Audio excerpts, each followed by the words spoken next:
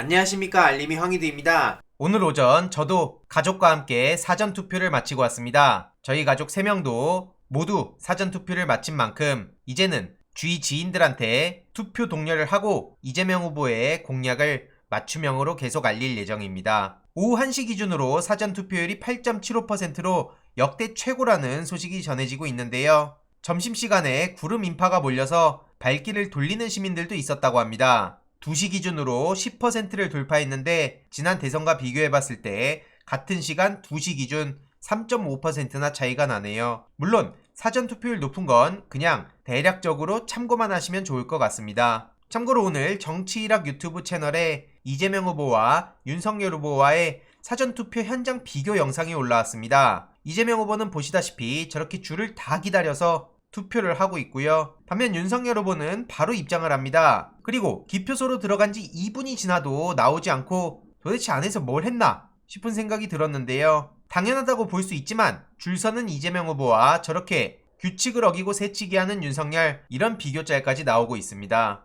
그래서 이재명 후보도 사전투표했습니다. 투표하면 이깁니다. 이렇게 인증샷을 남겼고요. 이재명 후보는 경제, 위기 극복, 평화, 투표해달라고 요청하며 투표하면 이긴다고 목소리를 높인 겁니다. 그리고 오늘 문재인 대통령과 김정숙 여사도 사전투표를 마쳤고요. 이후로 투표 장려 포스팅을 올렸는데 국민이란 단어도 들어가고 민주주의란 단어도 들어갑니다. 그런데 이걸 두고 국민의힘에선 억가를 하고 있죠. 쉽게 말해 억지로 까기만 하고 있다는 건데요. 이걸 두고 선거 개입 타령하는 게 정상입니까? 저들이 저렇게 비생산적인 짓을 하고 있을 때 문재인 정부에선 내일부터 식당, 카페, 영화관 등 영업시간을 밤 11시까지로 늦춘다는 소식을 전했습니다. 자영업자, 소상공인의 어려움을 고려해서 이런 결론을 내린 거고요. 이에 이재명 후보도 환영한다는 입장을 밝히며 소상공인 자영업자분들의 숨통이 트일 수 있길 기대한다고 전했습니다. 그러면서 특히 방역은 제2의 국방인 만큼 늘어난 서민들의 가계부채를 외면한 채 국가 재정 건전성을 운운하는 건 어불성설이라고 목소리를 높였고요. 당선 즉시 2차 추경 또는 긴급재정명령권을 행사해서 50조를 확실히 보상하겠다. 신용 대사면 한국형 PPP 도입도 약속했고요. 취임 즉시 민생회복 100일 프로젝트를 가동해서 경기 회복에도 앞장서겠다고 약속했습니다. 민생과 경제를 챙기는 이재명 후보와 민주당과는 다르게 국민의힘에선 진짜 막장 선거를 보여주고 있는데요. 임명장을 막 뿌리더니 여영국 정의당 대표한테 또 보냈다고 합니다. 참고로 최근 정의당에선 미러링으로 이준석 대표한테 자문위원 임명장을 전했는데 그걸 또 저렇게 비꼬면서 이재명 후보를 대놓고 조롱하고 있죠. 이걸 보면서 저는 틈만 나면 갈라치기하고 조롱하다가 셀프 포위당한 이준석 대표가 끝까지 2030 여성들을 우습게 생각한다고 보였습니다. 불법 촬영, 성폭행, 오똑해, 유세 현장 수차례 폭행 등 수많은 논란에도 불구하고 제대로 책임지는 모습을 보여주지도 않았고요. 이준석 성상납 의혹도 끝까지 침묵하면서 저게 뭐하는 짓입니까? 이러니까 반 이준석으로 결집한단 말이 나오는 거고 20대 여자들은 어젠다 형성이 뒤처진다.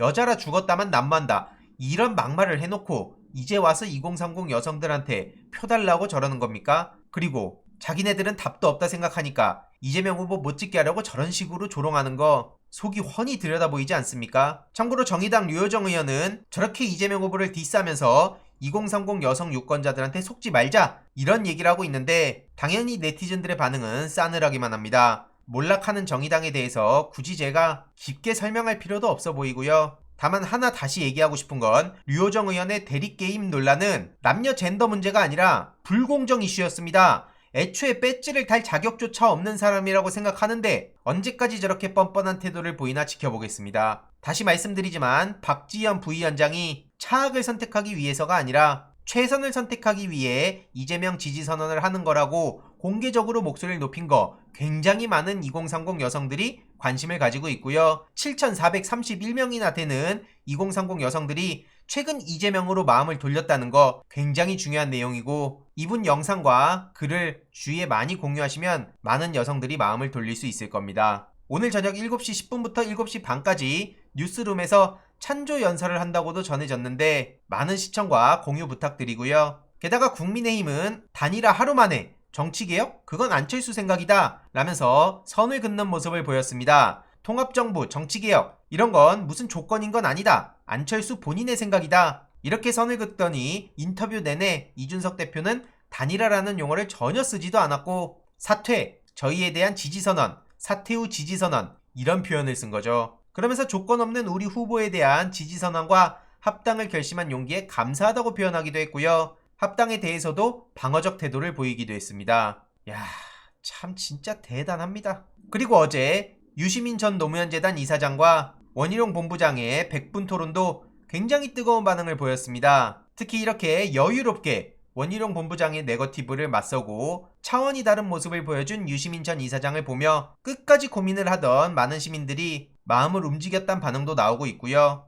특히 청년 관련한 유시민 전 이사장의 발언에 많은 청년들이 호응을 하기도 했습니다. 이용당하지 말고 직접 참여하고 그렇게 나서면서 세상이 바뀐다는 걸 많은 청년들에게 전한 거죠. 이 영상도 못 보신 분들한테 널리 공유해 주시면 좋을 것 같고요. 최근 썬데이 저널 윤석열 녹취록이 공개되며 노무현 전 대통령을 잡으려고 박연차 잡겠다고 한 거다. 이런 충격적인 내용까지 공개가 된 상황입니다. 이런 인간이 노무현 전 대통령을 언급하고 DJ 정신을 언급하고 이게 말이 되는 상황입니까? 최근 이해찬 전 대표는 저 사람이 대통령 됐을 때를 상상해보라 그러면서 이재명 후보에게 한 표를 행사할 것을 독려했습니다. 굳이 긴 설명이 필요 없어 보이고요. 많은 시민들도 공감하는 반응을 보이고 있는데 추가적인 소식 계속 전해드리도록 하겠습니다. 이번 내용도 유익했다면 구독, 좋아요, 알림 설정, 멤버십 가입 정말 큰 힘이 된다는 점 말씀드리고 싶습니다. 이번 내용도 주위에 널리 공유 부탁드립니다.